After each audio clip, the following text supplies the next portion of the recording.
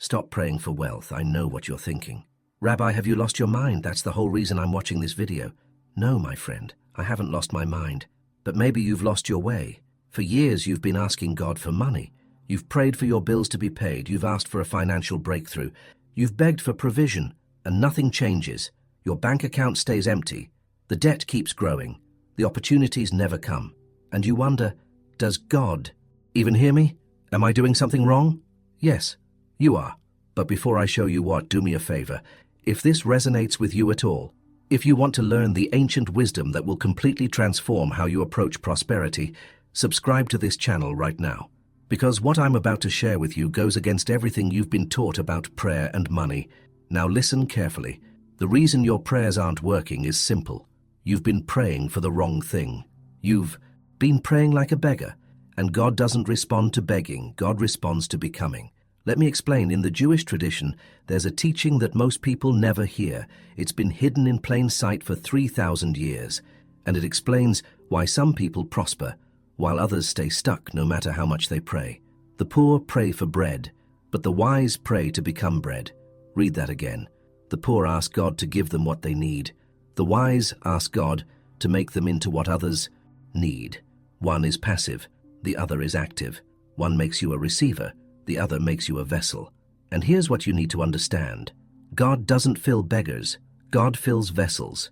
Think about it. When you pray for money, what are you really saying? You're saying, God, I lack something, give it to me. You're positioning yourself as empty, incomplete, dependent on a miracle to fix your situation. But that's not how God designed prosperity to work. God didn't create you to be a cosmic vending machine recipient. God created you to be a partner, a co-creator, a channel through which blessing flows into the world. The breakthrough you're asking for? It's not in God's hands, it's in yours. The provision you're waiting for? It's not delayed in heaven, it's locked inside the action you're avoiding. You have ideas you haven't acted on, skills you haven't developed, opportunities you've ignored because you were too busy waiting for God to drop a miracle into your lap. And every day you wait, you reinforce the same broken pattern. Receive, consume, ask for more. Receive, consume, ask for more. That's not partnership, that's spiritual poverty. Let me show you what I mean. In the Torah, when God wanted to build the tabernacle, the dwelling place of his presence, he didn't just make it appear out of thin air. He could have. He's God. He can do anything. But he didn't. Instead, he called a man named Bezalel, and he said, I have filled him with the Spirit of God, with wisdom, with understanding, with knowledge, and with all kinds of skills. Notice what God did. He didn't give Bezalel a finished tabernacle. He gave him the ability to build it. God equipped him, empowered him, gave him wisdom and skill, but Bezalel still had to cut the wood, shape the gold, weave the fabric, do the work. That's the pattern. God doesn't deliver finished products. God delivers capacity. And when you develop that capacity, when you use the wisdom and skill God gives you to create value in the world, prosperity becomes inevitable. But you have to stop waiting. You have to stop begging. You have to stop treating God like a lottery ticket. Because that's what you're doing when you pray for wealth. You're asking God to make you the exception to how the world works. You want the reward without the work, the harvest without the planting, the fruit without the tree. And it doesn't work that way. I've seen this pattern destroy people. Good people, faithful people, people who pray every single day and wonder why God never answers. They're waiting for a miracle when God is waiting for them to move. They're asking for provision when God is asking them to become provision. And the gap between what they want and what they receive gets wider every year. Here's the truth you need to hear. The problem isn't your prayers. The problem is your posture. You're praying from scarcity, from lack, from the belief that you need God to fix something outside of you. But God wants to fix something inside of you. He wants to transform you from someone who consumes into someone who creates, from someone who receives into someone who gives, from someone who asks into someone who answers.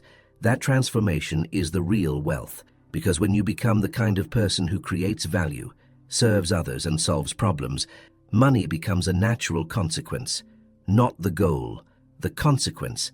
Think about the wealthiest, most successful people you know. Did they get there by praying for money? Or did they get there by developing skills, creating solutions, and serving people at a high level? I'll tell you what they did. They became vessels. They stopped asking, "What can I get?" and started asking, "What can I give? What can I build? What can I solve?" And the world rewarded them for it. That's not luck. That's not coincidence. That's the ancient pattern of prosperity woven into the fabric of creation itself, and you can access it right now, today, but it requires you to make a shift, a fundamental shift in how you see yourself, how you see God, and how you see wealth. You are not a beggar waiting for God to drop coins into your cup. You are a partner, a vessel, a channel through which God's abundance flows into the world. And when you start living like that, everything changes. Your prayers change, your actions change, your results change, because you're no longer asking God to give you something. You're asking God to make you into something. And that prayer, God always answers. Now I know some of you are thinking, "Rabbi, this sounds great, but I have real bills, real debt, real problems. I can't just wait around developing skills while my electricity gets cut off." I hear you. I understand the pressure you're under. But here's what you're missing. The very mindset that makes you desperate for quick relief is the same mindset that keeps you trapped in the cycle. You're so focused on the immediate crisis that you never invest in long-term capacity. You're so busy looking for the next handout that you never build the hands that create. And the cycle repeats, over and over and over. The debt gets paid, then it comes back. The crisis gets solved, then another one appears. You survive, but you never thrive. Because survival isn't the goal, thriving is. And thriving requires you to stop reacting to crises and start building capacity. It requires you to stop praying for God to rescue you and start praying for God to equip you. It requires you to become the answer to someone else's prayer instead of constantly begging God to answer yours. Let me tell you something that might shock you. In the Jewish tradition, we have a prayer we say over bread. It's called the motzi. And you know what we say? We thank God for bringing bread from the earth, not from heaven, from the earth. Why? Because bread doesn't fall from the sky. Bread comes from planting seeds, watering crops, harvesting wheat, grinding flour, kneading dough, and baking. Bread is a partnership between God and man. God provides the earth, the sun, the rain. Man provides the labor, the skill, the effort. And together they create bread. That's the model. That's always been the model. God provides the raw materials and the capacity. You provide the work and the wisdom. And when you do your part, abundance follows. But when you skip your part and just ask God to do it all, you're not acting like a partner. You're acting like a child. And children don't build empires. So let me ask you something. What skills do you have that you're not using? What ideas do you have that you're not acting on? What opportunities are sitting right in front of you that you're ignoring because you're too busy looking for a miracle? Because I promise you, the breakthrough you're praying for is locked inside one of those answers. God has already equipped you with everything you need. The question is, are you willing to use it? Or are you going to keep waiting for Him to do what He's already empowered you to do? Here's what happens when you make this shift. When you stop praying for wealth and start praying to become the vessel, 3 things change immediately. First, you stop looking for shortcuts. Most people waste years chasing the quick win, the lottery ticket, the get-rich-quick scheme, the perfect investment that's going to solve everything overnight, and they miss the real opportunity sitting right in front of them, becoming excellent at something valuable. In the Jewish tradition, there's a concept called learning for its own sake. We don't study just to get a degree or make money. We study because wisdom itself has value, because the person you become through the process of learning is worth more than any diploma. And here's what's interesting. When you pursue wisdom and excellence for their own sake, wealth follows. Not because you chased it, but because you became someone worth paying for. Think about it. Who gets paid more? The person desperately looking for any job that will hire them, or the person who spent years mastering a craft, developing expertise, becoming exceptional at solving a specific problem? The second one, every single time. Because value attracts money, excellence attracts opportunity, mastery attracts reward. But you can't become excellent while you're chasing shortcuts. You can't develop mastery while you're jumping from one quick scheme to the next. You have to commit, you have to invest, you have to plant seeds and wait for the harvest. And most people won't do that. They want the harvest today. They want the fruit without growing the tree. So they stay broke. They stay stuck. They stay frustrated because they're praying for bread while refusing to plant wheat. Second thing that changes, you start seeing opportunities everywhere. When you're stuck in beggar mentality, all you see is lack. You see what you don't have, what you can't afford, what's missing from your life. But when you shift to vessel mentality, you start seeing differently. You start asking, where can I serve? Where can I add value? What problem can I solve? And suddenly opportunities appear that were always there, but you couldn't see them. Someone needs help with something you know how to do. A business needs a service you could provide. A community has a need you could fill. But you were too busy looking at your own problems to notice anyone else's. Here's a question that will change your life, if you answer it honestly. When was the last time you looked at someone else's struggle and thought, I could help with that? Not, I wish I had what they have. Not, that could be me someday. But I could actually solve that problem for them, because that's where wealth lives, in the space between someone's problem and your ability to solve it. And the bigger the problem you can solve, the more value you create, the more wealth flows through you. But you'll never see those problems if you're only focused on your own. Listen to me. If you're watching this and you're realizing that you've been stuck in beggar mentality, that you've been praying the wrong prayers, asking for the wrong things, I want you to do something right now. Leave a comment. Tell me if you need prayer. Tell me your name. Let me stand with you in this shift you're making. Because this isn't just about money. This is about your entire relationship with God, with yourself, with your purpose. And if this teaching is helping you see things differently, if this channel is bringing value to your life, subscribe. Click that button, because we're going deeper into this ancient wisdom every single week, and you don't want to miss what's coming. Now, the third thing that changes when you make this shift. Your relationship with money transforms completely. You stop seeing wealth as something to possess and start seeing it as something to steward. There's a concept in Jewish thought called stewardship. It means you're not the owner, you're the manager, the administrator, the one entrusted with resources to use them well. And when you understand that, everything changes, because now money isn't about you anymore. It's about what you can do with it, who you can serve with it, what you can build with it. You stop asking, how much can I keep? And start asking, how much can I move? How much can I circulate? How much can I use to create more value in the world? And here's what's wild. The more you operate like that, the more flows to you. Not because you're trying to get it, but because you've become trustworthy with it. God doesn't give resources to people who hoard them. God gives resources to people who use them. Think about the parable of the talents. The servants who invested what they were given received more. The servant who buried his portion lost even that. Why? Because God rewards stewardship, not possession. Movement, not hoarding. Multiplication, not preservation. You want God to trust you with more? Prove you can be trusted with what you already have. Use the skills you already possess.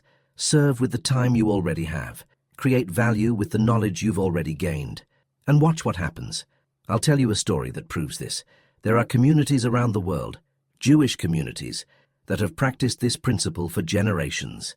Even when they were poor, even when they were persecuted, even when they had nothing, they would gather on Shabbat, the Sabbath, and set a beautiful table.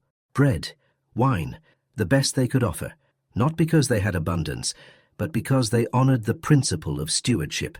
They took what little they had and used it to create beauty, community, blessing. They didn't hoard the bread. They blessed it and shared it. And you know what happened over generations?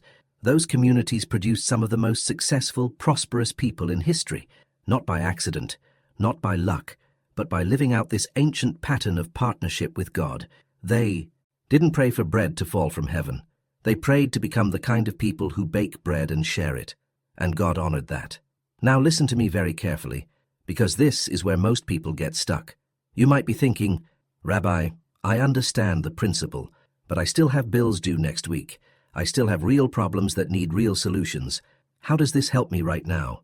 Here's how. The mindset shift happens instantly. The results take time, but the shift has to come. First, because if you get money without the shift, you'll lose it, just like lottery winners who go broke in 5 years. Just like people who inherit wealth and squander it in a generation. Money doesn't solve poverty. It just reveals it. If you're poor in mindset, you'll be poor with money.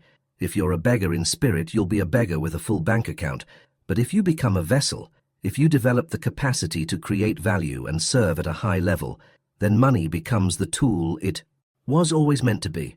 Not the goal, the tool, and you use it the way a master craftsman uses a hammer, not to possess it, to build with it. So yes, you might have bills due next week, And you might need to take a job you don't love just to survive right now. Do it, pay the bills, handle the crisis. But don't stop there. Don't let survival become your ceiling. While you're working that job, develop a skill. While you're paying those bills, build capacity. While you're surviving, prepare to thrive. Because the shift isn't about quitting your job tomorrow. It's about becoming someone different over time. Someone who doesn't just survive paycheck to paycheck. Someone who creates value, serves others, and builds something that lasts. And that transformation, it starts the moment you stop begging and start becoming. Let me tell you what I see happening in people's lives when they make this shift. They stop blaming, they stop waiting, they stop making excuses, they start studying, they start building, they start serving. And slowly, almost imperceptibly at first, things begin to change. An opportunity appears, a door opens. A skill they developed becomes valuable to someone who can pay for it. Not because God suddenly decided to bless them, but because they positioned themselves to receive what God was trying to give them all along. They became the vessel, and vessels get filled, but empty cups just sit there waiting. So here's my question for you. What are you going to do with this information? Are you going to close this video and go right back to praying the same prayers, asking for the same things, getting the same results? Or are you going to make the shift?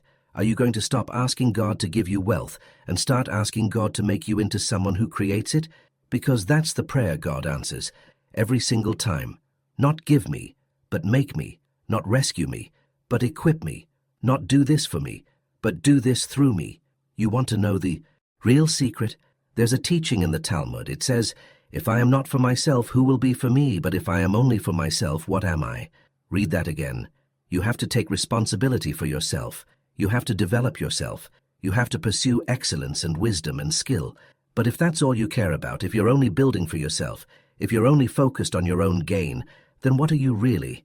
You're just a more sophisticated beggar, taking instead of giving, consuming instead of creating. The goal isn't to stop caring about yourself.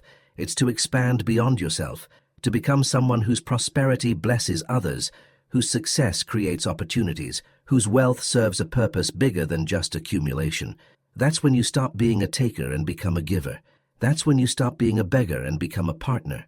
That's when you stop praying for bread and start becoming bread. And that's when everything changes. So let me give you 3 things you can do right now, today, this moment. Not theories, not concepts. Practical steps that will shift you from beggar to vessel starting immediately. First, identify one skill you already have and use it to serve someone this week. Not for money, not for recognition, just to serve. You know how to write? Help someone craft a resume. You know how to cook. Make a meal for someone struggling. You know how to fix things. Offer to repair something for a neighbor. Do it without asking for anything in return. Why? Because you're training yourself to see differently.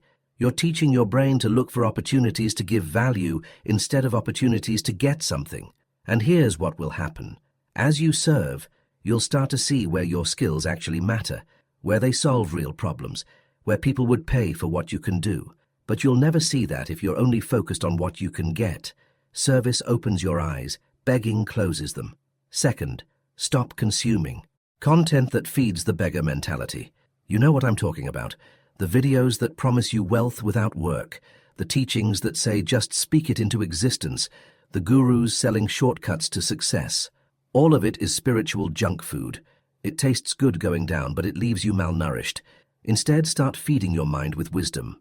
Real wisdom. Ancient wisdom. Read books that challenge you. Study principles that have worked for thousands of years. Learn from people who built something real, not people who just talk about building. And yes, study the scriptures, study the Torah, study the teachings of those who understood partnership with God long before modern self-help was invented. Because here's the truth, there are no new principles of prosperity, only old ones that people keep forgetting. And when you ground yourself in ancient wisdom instead of modern hype, you build on rock instead of sand. Third, make a list of 3 problems you could solve for people. Not huge problems, not world-changing problems. Just 3 things you know how to do that someone else needs help with. Then reach out to 3 people this month and offer to help them solve one of those problems. Again, not for money at first, just to prove to yourself that you have value to offer, because that's the shift, from I need to I can give. And once you prove you can give, once you demonstrate you can create value, the money will follow. But it has to start with giving, with serving, with proving you're a vessel, not a cup. Now, I need to be honest with you about the cost of this decision. It's not free, it's not easy, and it won't happen overnight. You're going to have to study when you're tired, serve when you don't feel like it, build when you'd rather rest, keep going when results are slow. You're going to have to give up the fantasy of the quick fix, the lottery ticket, the miracle that drops into your lap while you sleep. You're going to have to accept that prosperity is built, not given, earned through excellence, not received through wishing. And some of you won't do it. You'll hear this message, nod your head, and go right back to praying for a miracle, and you'll stay exactly where you are. But some of you will make the shift. You'll stop begging and start becoming. You'll stop waiting and start building. And a year from now, your life will look completely different. Not because God suddenly decided to bless you, but because you became someone worth blessing. Let me tell you what I expect to see if you do this. Within 30 days, you'll notice opportunities you've been blind to your entire life, problems you can solve, people you can help, value you can create. Within 90 days, someone will offer to pay you for something you've been giving away for free. Because excellence doesn't stay hidden forever. Within a year, you'll look back and barely recognize the person you were when you started this video. The beggar mentality will feel foreign to you. The idea of waiting for a miracle will seem absurd, because you'll have proven to yourself that you don't need a miracle. You need to become one, and that's exactly what you'll be. A living testimony that God doesn't rescue beggars. God partners with vessels. Now, before I close, I need to ask you something. If you're making this shift, if you're ready to stop begging and start becoming, leave your name in the comments. Let me pray for you. Let me stand with you as you walk this path, because this journey is easier when you're not alone. And I want to cover you in prayer as you transform. Also, tell me, is this channel helping you? Is this ancient wisdom changing how you see yourself, your faith, your future? Because if it is, I need you to subscribe. Click that button right now. Not for me, for you. Because every week, we go deeper into the wisdom that has sustained people for thousands of years. The teachings that turn victims into victors, beggars into builders, consumers into creators. And you need this in your life consistently. Not just once, not just when you remember, every single week. So subscribe. Join this community of people who are done waiting and ready to become. Here's what I want you to remember from everything we've covered today. God is not a vending machine. You are not a beggar.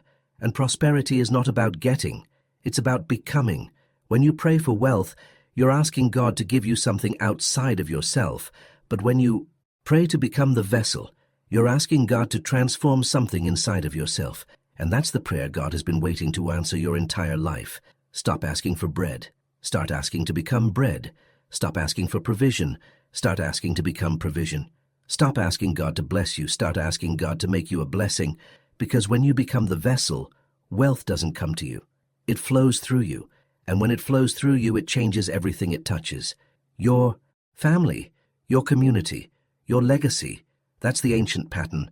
That's the wisdom hidden in plain sight for 3,000 years. And it's yours, right now, today.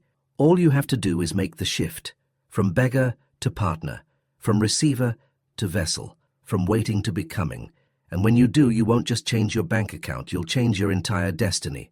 So stop praying for wealth. Start praying to become the vessel through which wealth flows. And watch what God does with someone who finally understands the assignment. Next week, we're going even deeper. I'm going to show you the ancient practice that the most successful people in history used to turn wisdom into wealth. It's something anyone can do, but almost no one does. And it will completely transform how you approach every single day. You don't want to miss it. Shalom, my friend. Until next time.